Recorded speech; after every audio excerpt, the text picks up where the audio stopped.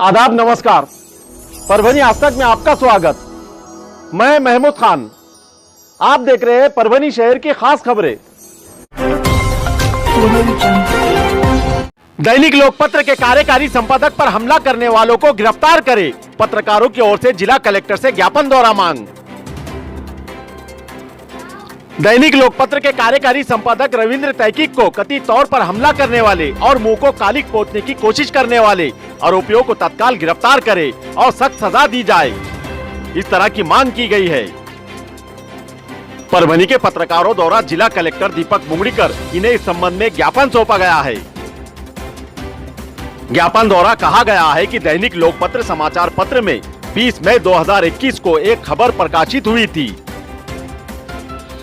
ये खबर क्यों प्रकाशित की गई, इस बात को लेकर 4 से 5 हमलावरों ने औरंगाबाद के दैनिक लोकपत्र कार्यालय में आए। हमलावरों ने संपादक रविंद्र तहकीक के साथ मारपीट की और मुंह पर कालिक पोंछने की कोशिश की है। इस बात को लेकर परभनी के पत्रकारों द्वारा जिला कलेक्टर से इस संबंध में ज्ञापन सौंपा गया है। ज्ञापन द्वारा कहा गया है कि लोकतांत्रिक में ऐसी घटनाएं लोकतंत्र के लिए बेहद खतरनाक होती है। इसी घटना लोकतंत्र के चौथा स्तंभ माने जाने वाले पत्रकारिता को कमजोर करने की कोशिश है। इस तरह की घटनाओं को अंजाम देने वाले हमलावरों को पत्रकारिता के संरक्षण अधिनियम 2019 के तहत इन दोषियों को तत्काल गिरफ्तार करे एवं सजा की मांग को लेकर जिला कलेक्टर से इस संबंध में ज्ञापन सौंपा गया है। ज्ञापन पर पत्रकार धाराजी भुसारे, विजय चट्टे, अब्दुल रहीम, भगीरथ बद्दर, सत्यजीत गावंडे, सलीम इनामदार, मदन कोले, बापू शिंदे, अनवर अंसारी, अब्दुल रहमान, खयूम बेग, राजू करड़िले, दिलीप बनकर, अमर गालफाड़े, राहुल धबाले आदि के हस्ताक्षर थे। परभनी में भारतीय जनता पार्टी ओबीसी मोर्चा का धरना आंदोलन। स्थानीय निकायों में राजनीतिक आरक्षण के चलते किया आंदोलन। परभनी भारतीय जनता पार्टी के ओबीसी मोर्चा की ओर से स्थानीय निकायों के राजनीतिक आरक्षण के लिए परभनी में आंदोलन किया गया है। इस अवसर पर विधायक मेघनाताई बोर्डीकर, इनके नेतृत्व में भाजपा के जिला अध्यक्ष डॉक्टर सुभाष कदम, भाजपा प्रदेश सब चिटनीस राम किशन रौंदड़े, प्रदीप तांदड़े, भाजपा ओबीसी मोर्चा के जिला अध्यक्ष भागवत बाजगीर, उपाध्यक्ष मानिकराव लोगावे, भालचंद्र गोरे आदि पदाधिकारियों द्वारा आंदोलन किया गया था। उसी तरह इस अवसर पर समीर दूधगांवकर, सुनीता ताई घुगे, महिला जिला अध्यक्ष विमल ताई पवार सहित अन्य महिला पदाधिकारी एवं कार्यकर्ता इस आंदोलन में शामिल थे। इस अवसर पर आंदोलनकारियों ने यह आरोप लगाया है कि गांव में रहने वाले समाज के सामाजिक आर्थिक रूप से पिछड़े वंचित वर्गों को राजनीतिक निर्णय लेने की प्रक्रिया में समायोजित करने के लिए ग्राम पंचायत, पंचायत समिति, जिला परिषद, नगर पालिका, महानगर पालिका और स्थानीय निकायों जैसे कुछ तत्वों को राजनीतिक आरक्षण पाने वाले कुछ कारक अदालतों में गए हैं। तत्कालीन भाजपा सरकार ने 19 जुलाई 2019 को एक अध्यादेश हटाकर आरक्षण को बरकरार रखा था। इसी तरह न्यायालय और चुनाव आयोग की स्थापना कर पिछड़ा वर्ग की स्थापना करके समय समय पर ओबीसी का इंपोरियम डाटा उपलब्ध नहीं किया गया है। कहा गया है कि फिर नवंबर 2019 में महाअघाड़ी सरकार आई। नई सरकार ने इस आदेश को कानून में तब्दील नहीं किया है और अदालतों में ओबीसी का इंपोरियम डाटा नहीं मांगा है, जिसका नतीजा ये हुआ है कि माननीय सुप्रीम कोर्ट ने ओबीसी के राजनीतिक आरक्षण को खारिज किया है, जिसके चलते भारतीय जनता पार्टी के ओबीसी मोर्चा द्वारा सरकार का जोरदार विरोध प्रदर्शन करते हुए ओबीसी नेताओं के इस्तीफे की मांग की है। साथ ही सरकार को तत्काल एक पिछड़ा आयोग बनाए जाने की मांग की है।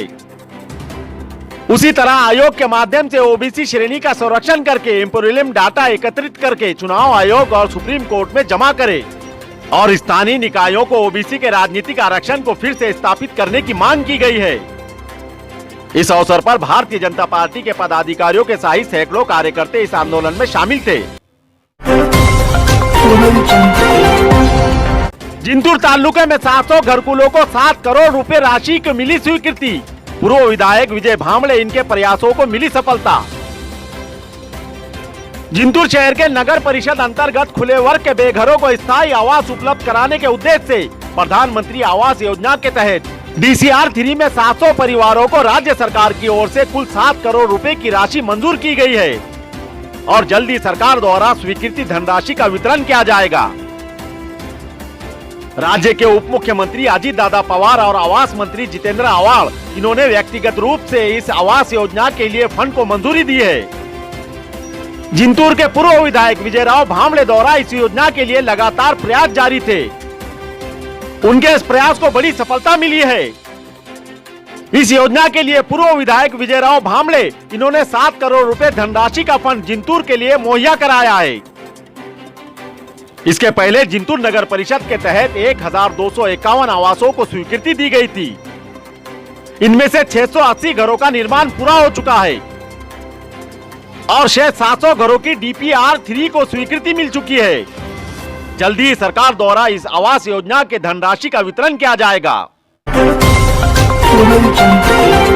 कोचिंग क्लासों के पेशेवरों के समस्याओं का समाधान करे, कोचिंग क्लासेस संगठनों की जिला प्रशासन से अपील। कोरोना महामारी के चलते निजी कोचिंग क्लासेस कई महीनों से बंद रहने के कारण संकट में खड़े हुए हैं। कोचिंग क्लासेसों के संचालकों के शीर्ष संघ ने जिला प्रशासन से अपील की है कि कोचिंग क्लासेस के समस्याओं के समाधान के लिए उचित कदम उठाया जाए। इस तरह की मांग का ज्ञापन जिला कलेक्टर से कोचिंग क्लासों के संचालकों के शिखर संगठन की ओर से सौंपा गया है। इस संबंध में जिला कलेक्टर से संगठन के प्रतिनिधि मंडल ने मुलाकात की है और विस्तृत जानकारी दी है। कोचिंग क्लासों के समस्याओं के बारे में बताया गया है। ज्ञापन द्वारा कहा गया है कि राज्य में लाखों शिक्षित बेरोजगार ऐसे पवित्र कोचिंग कक्षाओं के व्यवसायों में काम कर रहे हैं। माता पिता स्वेच्छा से अपने बच्चों को उनकी गुणवत्ता बढ़ाने और उनकी शिक्षा को बनाए रखने के लिए कोचिंग कक्षाओं में भेजते हैं और कोचिंग कक्षाओं के संचालक भी सुबह 6 बजे से ही छात्रों के प्रगति के लिए जी तोड़ मेहनत करते हैं। उसी तरह कोचिंग क्लासेस का व्यवसाय राज्य में शिक्षा प्रणाली के समांतर नहीं बल्कि एक पूरक सामाजिक व्यवसाय है, लेकिन इन व्यवसाय को अभी भी राज्य सरकार की मान्यता का आभास है। इस तरह प्रतिनिधि मंडल द्वारा अफसोस जताया गया है। अनलॉक प्रक्रिया के दौरान स्कूल और कॉलेजों के साथ कोचिंग कक्षाओं की तुलना किए बिना कोचिंग क्लासों को व्यवसायों के रूप में शुरू करने की अनुमति देने के सहित अन्य मांगों का ज्ञापन सौंपा गया है। ज्ञापन पर कोचिंग क्लासेस के मराठवाड़ा विभागीय सचिव प्रोफेसर रफीक शेख, जिला कोर कमेटी के सदस्य नितिन उडालकर, जिला अध्यक्ष राजू उदावन, सचिव मदन ईदगे, उपाध्यक्ष माउली मुंडे, प्राध्यापक मुजम्मिल पटेल, दीपक डोमे, अंकुश कुराड़े, फिरोज शेख, तुलसीदास पौड़ आदि के हस्ताक्षर थे। एसटी बसें सोमवार से संचालित होने के आसार, 2 दिनों में सकारात्मक निर्णय लिए जाने के जिला प्रशासन के संकेत। राज्य परिवहन निगम के परभनी संभाग के लिए सोमवार से परभनी के अंदर और बाहर के लिए बस सेवाएं शुरू होने के स्पष्ट संकेत मिल रहे हैं। परभनी परिवहन विभाग के अधिकारियों द्वारा गुरुवार को जिला कलेक्टर दीपक मुंगनीकर से मुलाकात की गई है। उन्होंने ये मांग की है कि जिले के अंदर और बाहर चलने वाले बसों को शुरू करने की अनुमति दी जाए। इस समय जिला कलेक्टर इन्होंने स्पष्ट किया है कि 2 दिनों में इस संबंध में सकारात्मक निर्णय लिया जाएगा। इस बीच अनलॉक के पहले चरण में परभनी जिला भी शामिल है, इसीलिए अधिकतर प्रतिबंध हटाने की उम्मीद जताई जा रही है और सोमवार से एसटी बसें चलने लगेंगी। इस तरह की आशा विभागीय नियंत्रक इन्होंने जताई है।